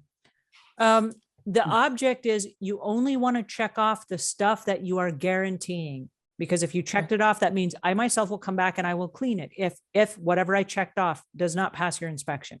But you want to make sure that you yourself inspect it before you leave for the day. So if I hire somebody and somebody comes on the job, I'm hiring them for the whole job. So if they get a call back, they're the ones that have to go back and they don't get paid until the customer is satisfied. Okay. So we set it up so that you are being paid for the job. You are on the job until the job is satisfied. When the customer says, yes, I'm satisfied with this, here's your money, and there's no callback, then you get paid. Okay. We're not going to just pay people to come in and like screw around at somebody's house and then the job is not done and we have to go back and redo the work after them. Okay. That's not how you run a business. So we have to be really clear up front. And in my business, and I love doing this, we have profit sharing. So the profit sharing is we take 10% of all the money that we make from the jobs and we put it in a little kitty. We split it up for 6 months in advance. So it starts today and it builds for 6 months. At the end of the 6 months, then the program goes into effect and we will take that month's amount of money. We have 5 months of money that's built up. We take this month's money and what we do is we break it up. And if we had no callbacks, we split up the extra money among the people that did the jobs. Okay. If we have a callback and we have to pay somebody to go back, or we have to give the customers money back, or we have to refund something, or if something got broken and we have to replace it, it comes out of that fund. And people are like, oh, I don't want to break anything because then we get no profit sharing, right? But if we have built up this little reserve of cash, then what happens is they might walk away with an extra $300 a month. Whoa, that's super cool. What does that mean though? If I want $300 every month, I can't break anything. I got to stay on the job and get it done until the job is done right. And then at the end of the month, we split up the money, right? And so what happens is it inspires everyone to do their best work the first time. We do not want any callbacks. Our goal is no callbacks. And if somebody has a callback, they're embarrassed. They're like, oh no, the whole team is going to look at me because now, I got a callback. And so people will race back and they try to make it right. We've had people break things and they're like, please don't tell Angela that I broke something because we have this group fund and I don't want everybody, to lose out. I will pay for the replacement out of my own pocket. And they want to work it out and they'll come to me and say, hey, listen, I broke something. Can I pay for it so that it doesn't affect the whole team? And that's really awesome because they don't want to take money away from everyone else. They don't want to look like he broke something, But it's everybody then working together and you build up this company culture that's then supportive and it's encouraging. And so how do you run your business? If you just kind of willy-nilly it and you say, well, all right, well, you screwed up this time, I'll just clean up after you. What you're doing is you're training that house cleaner and you're saying, it's okay if you don't do a very good job this time. I will just come in after you and I will pick up the broken pieces. And what happens is you enable them not to do their best work. You enable them to be sloppy. And then you scratch your head 6 months down the road and go, why do I have sloppy employees? Because you let it be okay from day one. You covered for them. You made it okay to be sloppy. Does that make sense? Yes. So it's not Thank you so okay. much. It's not okay. You have to set the rules from day one. And it's hard when you are a business owner because you want to be nice and you want to be friendly and you want to be the cleaner that everybody wants to work for. But they're not your friends. Your employees are not your friends. You can be friendly to them, but they are not your friends. And I say this for this reason. With friends take advantage of you. Family takes advantage of you, and you drop your guard and you let people walk all over the top of you because you are friends, right? You need them and they need you. And you kind of have this giving tug of war relationship. That's not the relationship you have with your employees. With your employees, I'm the boss, you're the employee. You do the work that I ask you to do, I write you a paycheck, right? It's very cut and dried. Now, there is some give. And the give is you end up working with these people every day. They become like a part of your family. They become like a friend, and you feel for them and you have emotions for them and you want them to succeed, and you know their families and their kids, and there are ways to help out. But my suggestion is if you're going to help an employee out, and you will, okay, you will, I promise you, you will. Start a scholarship fund right now and dedicate a certain amount of money to that scholarship fund. So if that person ever comes to you and says, my family's in a bind, something happened, something misfired in my business, I'm up against it, I have a scholarship fund. Don't dig into your personal reserves. Don't write them a loan. I have a scholarship fund, and don't ever expect it back. If you're going to give them the money, give it to them from the scholarship fund, right? That way you are allocating a certain amount of money that you can tax deduct because this is a part of your business that you offer. Be very, very clear about your boundaries. Because if you're clear about your boundaries and you know how your business operates, and they come to you and say, well, listen, can you advance me some money? Let me check. No, I'm not a bank. My business is not a bank. We do not advance loans. We pay for jobs completed. That's it. That's our rule. I wish I could help you. I'm not in a position to help you. I'm a business owner. I run a business for profit. And so once you have those boundaries in place, it makes hiring people easy because you know the rules and so do they. Yeah. But thank you. I hate the fact that people are taking advantage of you and they're doing sloppy work and you got to clean it. Cut that out. Yeah. Don't do that again. Yeah, I learned my lesson. Thank you. You're welcome. I wanted to jump over to Michael real quick. Michael was with us last time and I did not get to answer his questions. We ran out of time prematurely, but Michael, there you are again. Hello. And how can we help you today? Hi, Angela. Well, it was interesting. I had a client recently, a potential client, and I learned a lesson from this case, a good one. It was one of those favor type of situations where this was someone I recently met, and I was hoping to get more business out of her, and I figured it'd be a good opportunity. She was in the process of moving, and so she didn't need my service at that point, but I was going to use her and hope to work with her more on promotion and growing the business down the line. She had some connections that we talked about, and she actually asked me if I can help her with the moving, packing, and then and unpacking at her new house. So I figured, well, okay, not really my level of expertise as far as the business is concerned. That's something that that I normally do, but I figured we'll call it a special project. And I figured, why not? It might be a good way to build some connections. And I was shocked. I thought it was going to be more of what I would envision if someone were to come and help me move. Everything's ready. I'm with this person, telling them what to do, how I want them to do it. I was very surprised. I guess some people are just more comfortable and more laid back when dealing with a scenario like that. This was, and I mean, it might appear good that she felt so comfortable with me, but it was a little hard to kind of go about doing what I was supposed to, because she would disappear. She would leave me. She wouldn't really tell me what she wanted done. She would just tell me, oh, this is, she had a bunch of clothes all over the floor and all over the room, in her kid's room. And she didn't really tell me, okay, put this there, fold this, pack that. I would just kind of have to guess and constantly keep asking her. She would leave the room. She actually left me twice, all alone in the house. And so if I had a question, I just had to basically wait for her to come back.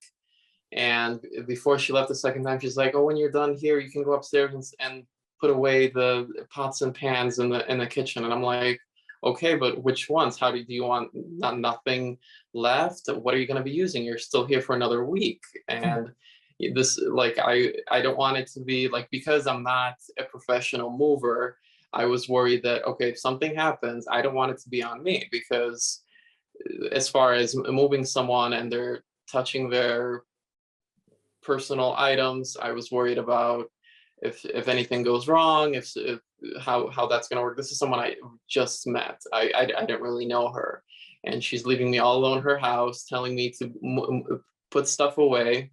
And actually, on the second time, when she asked me to come back to her new house, she ended up asking me to go to her master bedroom closet and put her clothes away. And I mean, it was everything. It was underwear. It was dresses. It was her husband's underwear. And I don't have a problem with that, because to me, that's like your level of professionalism. If you ask me to do something, obviously I'm a mature adult.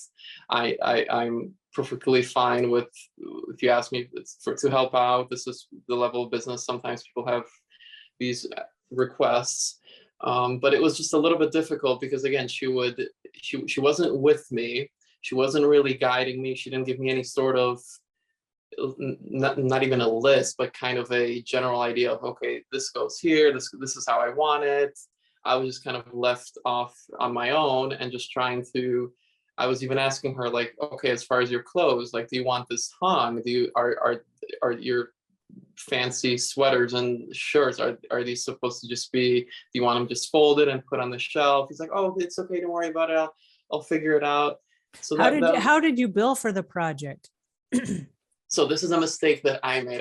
I was my first thought process was, okay, it's not really my normal, it's not part of my business, what I do with as far as moving, helping people move, pack, and whatnot. So I figured, I was looking at her as a potential not only client, but someone that could help me hopefully build a clientele and get more business from. And she asked me to get back to her. She's like, it's fine if you can't do it. She completely understands. But I figured, okay, I had some time available, and I ended up kind of giving her a better deal than I normally would. I told her, this is my normal rate. I will do it for you for this price. And it was, at the end of the day, just based on, I met with her 3 times. The first time I went with her to help her pack. The second time I went to help her unpack.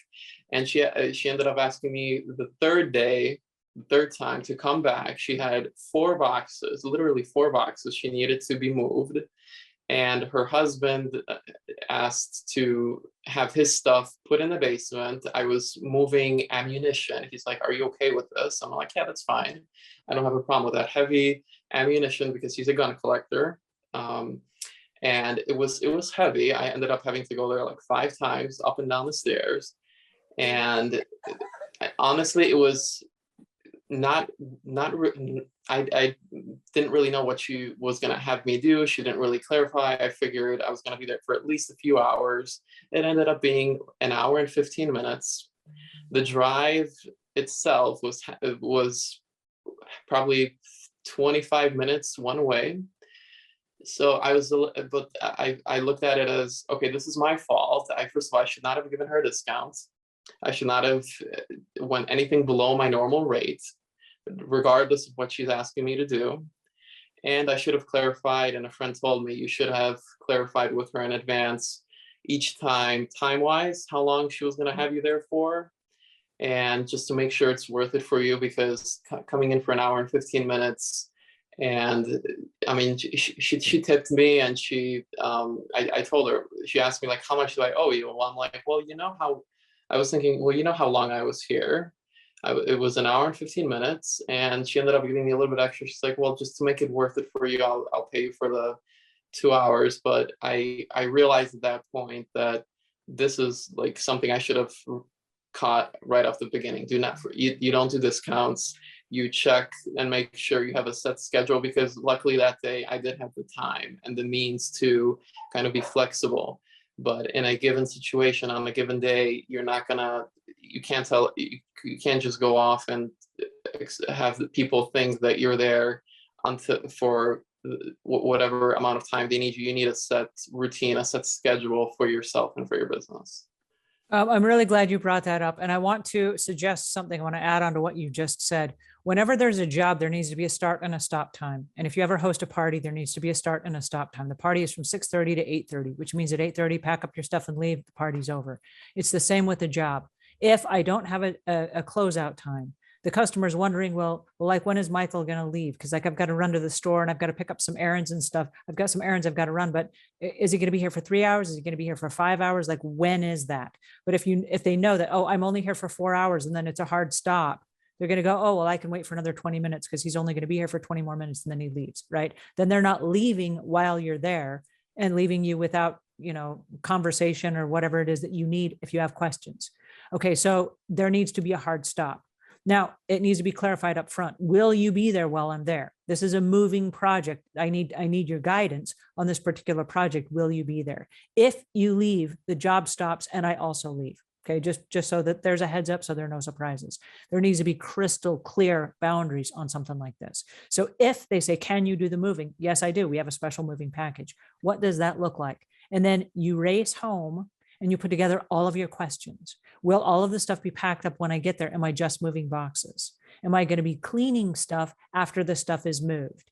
Am I going to be putting stuff on the back of a truck? What exactly is that? And you got to clarify all that stuff so that there are no surprises. The next questions I like to ask on a move out clean are, will you have boxes or do you want me to bring them? Will you have garbage bags or do you want me to bring them? Do you have magic markers so that you can label the boxes, or do you want me to bring that with you? Because I'm going to charge them extra if they say, yes, bring it with you, right? I'm going to bring that so that we have what we need for the job, but I will charge them for it. Now, you have to make accommodations for that. If they say, yes, bring the boxes. Did you know that there are drop boxes all across the country where stuff is donated? And it's like, hey, I'm taking my stuff to the recycling center. I've got 30 move out boxes and I'm going to go drop them off. They don't mind if you come take those 30 boxes because they're going to recycle them anyway. They would just as soon you take them and go use them for your own personal use, bring them back when you're done, right? So we've picked up a lot of boxes that are perfectly good boxes. They're brand new boxes. They've been used once, flattened and put inside the recycling center. They let you take those and go use them at someone's house. But I got to go make a special trip down to the recycling center. I got to go pick up all those boxes and I got to take them to the customer's house. I got to load them in the back of my van, right? So there are things that you have to do that you're going to charge extra for, not reduce your price for. So if you do a special project or an upsell, it's an upsell. You're going to charge more money. And I want you to start thinking in terms of more money. Do you do moving? I do, but that's a special project, right? I'm going to charge more money for that because that is not the normal thing that I do. Now, whenever someone says, and I have to just stop here for a second, whenever someone says, oh, I'm very well connected and I've got lots of business that I can send your way, please let that be a red flag. Do not ever expect that they will follow up on that promise. If they do, that's great, but do not ever count on it. Do not give them a discount for it. Do not expect it, okay? For this reason, many people are trained to say that, so you will give them a discount. And what I like to say is, that is so awesome that you have referrals. Thank you so much. I can't wait to meet your friends. I would love to deal with that at that time when that happens. And then say no more about it. Don't promise them you'll give them a discount then. Don't promise you'll give them a gift. Don't promise anything. I would love to deal with that at that time when that happens. But until then, you and me are the one that's doing the deal, right? I'm not doing this deal with your friends. I don't know your friends and you've given me no referrals yet. So that it doesn't exist. And so from now on, moving forward, you learn some really valuable lessons on this. It's got to have a hard stop. I have Saturday morning from 10 a.m. until 2 p.m. At 2 p.m., I've got something with the church that I'm obligated to go to. I have to leave at 2 o'clock. So if we can get everything done, what I would like to see happen is I arrive, you have all of your boxes packed. I will help you and your husband load them on the truck, and I can clean whatever it is we're doing, or I can, it's your business. You decide what you're going to do. Paint a picture in the customer's mind. So what happens in the customer's mind is they're thinking, oh, he's going to arrive at 10 o'clock. He's going to be bringing the boxes with him. He's going to be bringing a roll of garbage bags. He's going to have the magic marker with him. He and my husband are going to be helping load the truck. And so then the husband doesn't go off and go golfing, because what happened? You painted a picture. You said, I'm going to help you and your husband load the truck. And so now, oh, well, we're all supposed to be here because he's going to help us do this, right? And so if you paint a very clear picture, you're not going to show up and then like, oh, what am I supposed to be doing right now? When you get to the customer's house, the customer does not get to dictate what you're going to do. Well, let's have you pack this up and let's have you pack that. You say, I'm going to start in this room and then I'm coming in that room. Go figure out in that room what I need to be doing once I get in there. And you need to have on a moving situation, the directives of what you do and do not move. If you are a professional moving company, you do not move any cleaning chemicals at all, and no paint solvents, nothing that is considered hazardous material. And so the reason you don't move that is because if it spills, if it bleaches on the carpet, you don't want to be responsible for that. A moving company will not move your hazardous materials, and you cannot transport it. It has to be discarded, and you do not discard it. So they will have to take care of that yourselves. That needs to be in your contract right up front. If there are anything that you don't move, I do not move antique glass or crystal at all. I won't touch it. I won't pack it. I won't move it. I won't ship it. I won't anything. I'll dust it if I'm paid to clean your house.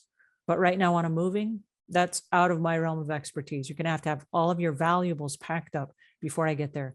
I do not move firearms. Anything can malfunction. I don't want to be responsible for it. And so all of your ammunition and your firearms need to be moved out of sight before I get there.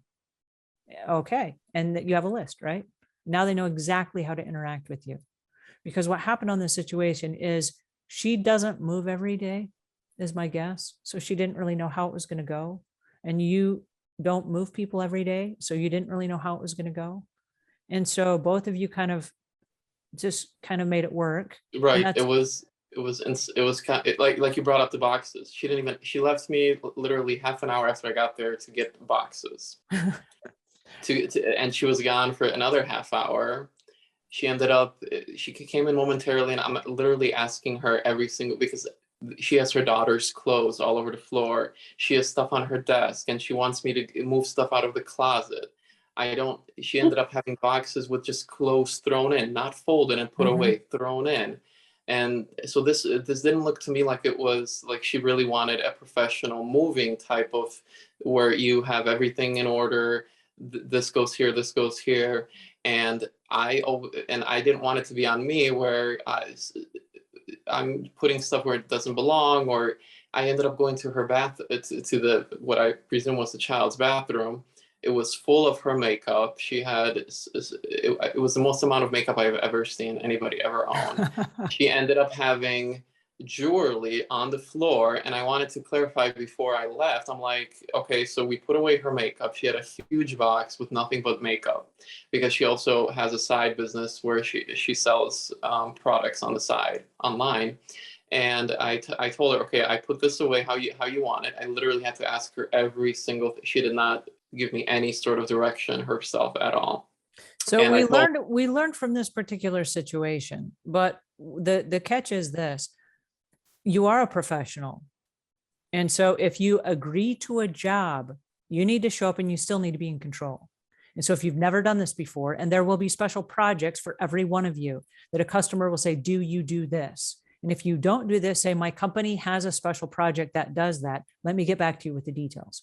And then go home, jump in the private Facebook groups, ask the questions. Hey, I got offered to do this job. What should I be on the lookout for? And I promise you, everybody's going to jump in and say, ask for this, ask for this, ask for this. Make sure you don't do this, avoid this. Don't, you'll get some directives. Make a list so that when you go back to the customer, you can come with a voice of authority and say, this is exactly how we do this in my company. Know exactly how you do it in your company before you get there. For every moving project that I've ever done, I always bring an electric blower.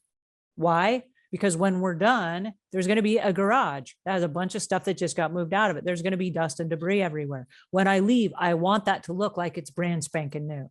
I'm going to blow everything out with my electric blower when I'm done. That's not part of the job. That's part of my job. That's what I bring. I always bring the boxes with me, even if they say they don't need them. Why? Because they always need more boxes and they always need more garbage bags, and their magic markers will always run out. And I always bring a pack of rubber bands. Why?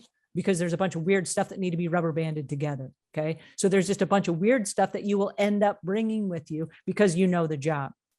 Now, the cool part about it is this: the more you do it, the more it's going to roll off your tongue like, oh, yes, I can do this project. And we charge $65 an hour. Well, but your going rate is only $35. Yes, for house cleaning, that's true. For moving, it's a little bit different because it's a special project. It requires special equipment, special training, special day of the week, special, right? That's what we charge for special projects. It's a different price.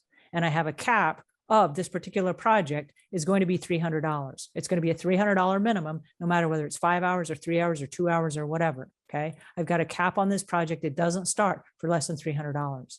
So they're going to say in the back of their mind, okay, $300 plus $65 for every hour after the first initial day or whatever it ends up being, right? So you have a cap on it so that you know you're going to make X amount of dollars. If you ever get called out and you have to go clean for 1 hour or go move ammunition for 1 hour, if that's what your company does, you have a minimum. You're going to get at least $300, right? They're going to put you to work. They're going to keep you busy, or they're going to say, you know what, it's an hour. We'll do it ourselves. They're not going to take advantage of you if you have the boundaries, right? Anyway, Keely has a question. Keely, what's your question? Can you hear me? Yes. Hi and welcome. Okay. Okay. I have several questions, and I was going to come on camera so you can see me. Hold on. Let me. Yes, we want to see your face. Is this Keely Friday? Yes. Hi. Hi and welcome. Thank you. I'm glad to be back. After being gone for like 6 months or so. So here you are. Okay, and welcome. Thank you. Okay, I have a bunch of questions, so you can stop me as I'm reading through. I'm looking at my list.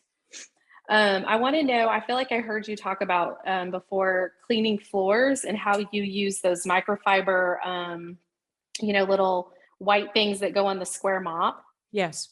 And so I wanted to know, how do you do that exactly? Like how does that system work? Like, how are you storing them? Because I feel like you said you already have them wet. What are you doing, after? Are you putting them in an apron? Or are you putting, as you work your way through the house? So I have that question. So that particular question, I believe, is in Eco Cleaning Supplies. No, I believe it's in lesson course 11, which is equipment cleaning and sanitization. Okay, I'm putting that in my notes here, course 11. So I'll go look at that. Okay. Yes. And then it shows the steam mop. We use a steam mop with the microfiber mop heads, and we use the steam on all the ceramic tile floors, and we use it as a regular mop on your hardwood floors and your pergo.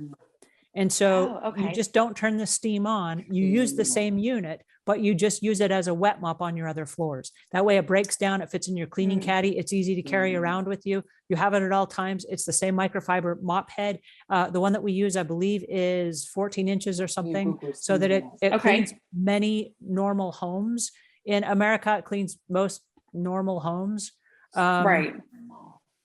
It works really well. If you have 4,000 square feet, you might want a bigger mop. So for most homes, it's gonna do the job. I've been using a Norwex mop or the Lidman washable head mop, depending on which house was which way. But I want to go to something more uniform that I can do the same over and over, So I'll check that out. And then I also had a question about the microfiber towel system that you use and recommend, and how that works. And then also, as far as the microfiber goes, I've used microfiber I mean, I do use it some, mostly for dusting, but the times I've used it just to clean, I feel like it pushes the dirt. Like I can see on a countertop where it just sort of pushes it and it doesn't like grab it. So I don't know if that makes sense. And then I normally use terry cloth, like just regular washcloths, and that seems to do a better job as far as that goes, like not pushing the dirt around. But I'm wanting to change my system from filling up sinks with like Pine Sol or Fabuloso and doing it that way to just the spray and wipe system. So I've started using Autobahn and all that stuff. So I don't know if I'm doing the terry cloth thing wrong or what. Is the best. So those are great questions. With the microfiber cloths, microfiber will remove most of the contaminants that are on your counter, like up to 99.9%. And so microfiber does an enormous job for damp wiping everything down. And then you don't need any Fabuloso and you don't need cleaning chemicals. So the object is to use as few cleaning chemicals as possible at all times. And so if you're doing a deep cleaning or you're doing a heavy duty cleaning, then yeah, you do want to use cleaning chemicals, but then you want to go back to just your damp microfiber cloths. So for a granite countertop, for example, a damp microfiber cloth is pretty much all you need most of the time. If you're dusting hardwood, a damp microfiber cloth is all you need. You don't need furniture polishes and all this extra stuff. Now, I will tell you that the extra stuff, all the cleaning chemicals, it's huge business, okay? It's a multi-billion-dollar business, and it takes up aisles of the grocery store, and they have all different kinds of the same product with different labels on it. You don't need one of every kind. We don't need all that stuff. The object is to clean. Like, what do you clean for wood? You just wipe the dust off of it. It doesn't need all kind of extra stuff that's waxy and build up and leaves fingerprints and all that stuff. You don't. So the object is go as simple as possible and ask yourself under every circumstance, can I go with a lighter chemical? And lighter means closer to pH neutral. pH neutral is in the middle. To remind ourselves, on one side of the spectrum, we have 0, which is all of our acids. On the other side of the spectrum, we have alkalines, which is number 14. So we have 0 to 14. 7 is right in the middle. And pH neutral is water. Water is pH neutral, and it's a number 7. So we want to stay as close to 7 as possible. We don't want to go over to our really strong extremes, which is our toilet bowl cleaners. And over here, we have our oven cleaners, okay? We don't want to go so severe on regular maintenance cleaning. And so what we want to do is we want to stay really close to the center, which is all of our Autobahn products, right? So they're all very pH neutral or within that range. So we want to stay really close to the center for all of our maintenance cleaning. And this is going to keep you from having stuff that you're pushing around. Because if you're cleaning something, you're not pushing it around, you're wiping it up, you're dissolving it, you're erasing it. You cleaned it up, it's gone. Okay. And so the object is to not use more chemicals. There are a lot of chemicals on the market that I'm not a fan of and that I will never tell you about. Because when you squirt them on the floors and then you mop them around, what you're doing is you're smearing stuff around that's then going to become sticky. It's going to leave footprints. It's going to leave fingerprints. It's going to attract to dust. There's a lot of stuff. I just don't want you using it. It's just not good. Very expensive. And oh, does it smell nice? But it's just not a good use. And we have to train our customers to realize that that clean does not have a smell, right? We have all these cleaning chemicals and they smell like Pine Sol and Fabuloso and all this stuff. That's just chemicals. Those are chemical scents that have been added to the cleaning solution, but that doesn't make anything more clean. The smell does not make anything more clean. And so I tell my customers, when I leave your house, you'll never know I was here, except your house will shine. There's no special smell or anything. And that way it doesn't agitate your allergies or theirs. And if you're in the cleaning business for a long period of time, you're going to come up with all kind of fancy allergies that you didn't know were even possible. Right. Yes. So as far as those towels, and, I know you have a different color for each, area of the house. What kind of bags or what kind of system are you using? Okay, I'm in the bathroom. I've just finished with these towels. Are you sticking them back in your caddy, or do you have a bag with you that you carry through the house to, I know you keep them separate, so they're in separate bags and you don't mix them. I do know that. So one of the things that I love to do, I don't know if you guys ever shop at Walmart, but Walmart has these little bags. They're like little bags with handles on them. Walmart has a recycling center where lots of people bring in these big gobs of bags, and they also let you take them And so if I'm in a Walmart, I will grab several of those and I recycle those myself. They don't recycle well in a landfill, but boy, can I use them. And Oh, so you mean like just the little, the grocery bags? they're little grocery bags. Yeah, they've got The handles on them. t-shirt plastic bags. Yeah. I think they, I've got a carabiner clip right on my belt. And so as I'm going through the house, I throw them in these bags that are just Here's right on. There you go. There you go.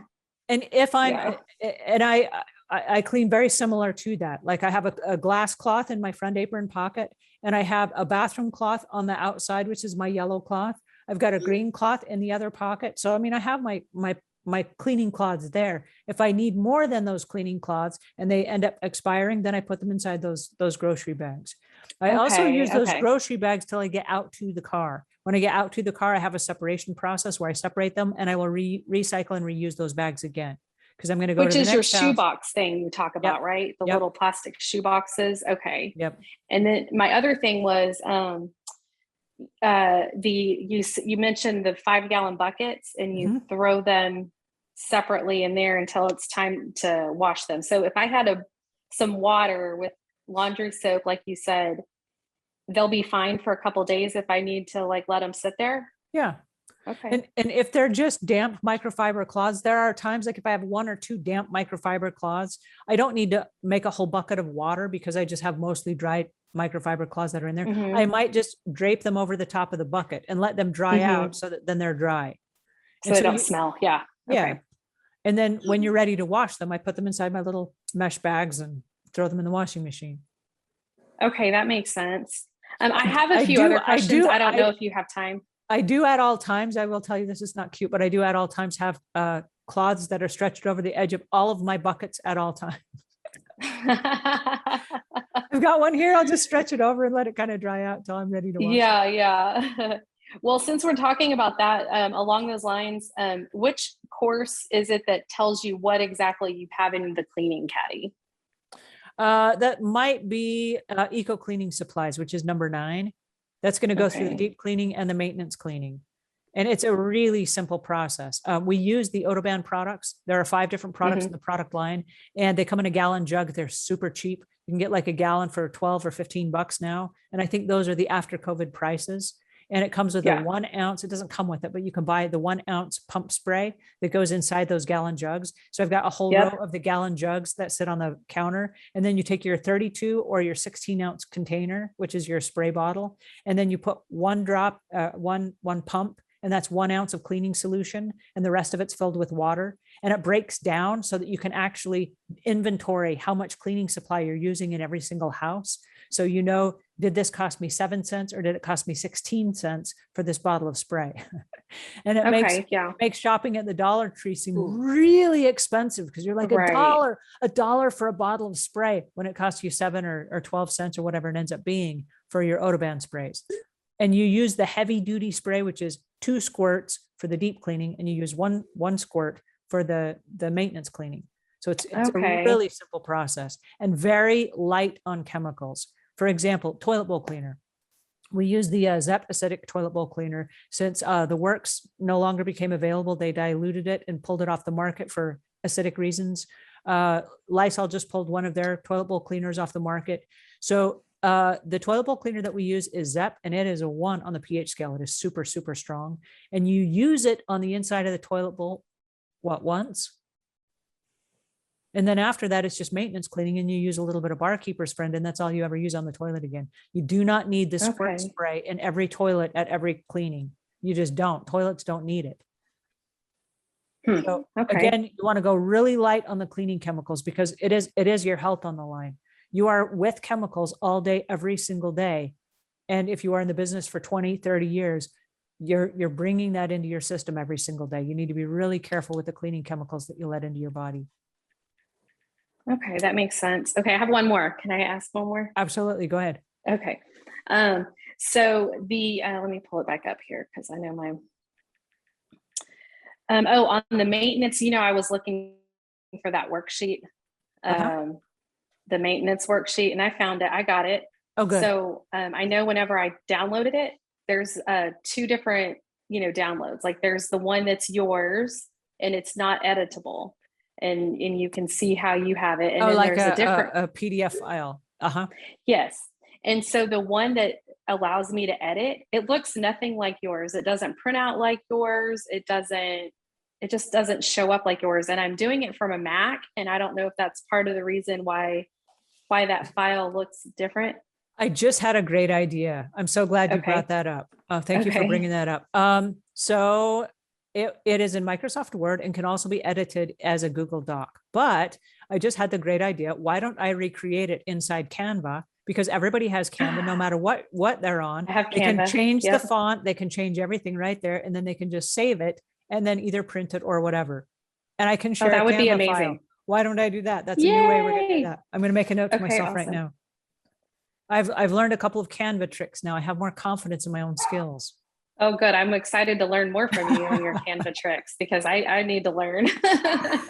Awesome. Well, Okay, that's cool. all I have for now. I don't want to take up any more time. So thank you. Well, thank you for bringing that up. You just gave us a new idea. We'll jump over to Elizabeth. Elizabeth, how are you today? Doing good. How can we help you? What's up? Just quick question about since you guys are talking about chemicals, and I go on the HD supply, but it looks like Autoband's OxyClean stuff, the concentrate.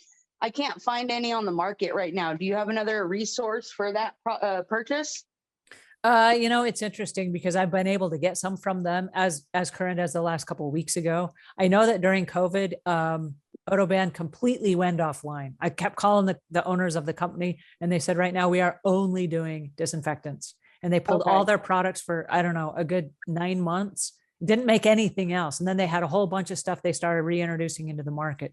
So it's possible that they just sold out for a minute and they're still, they're back up and running again.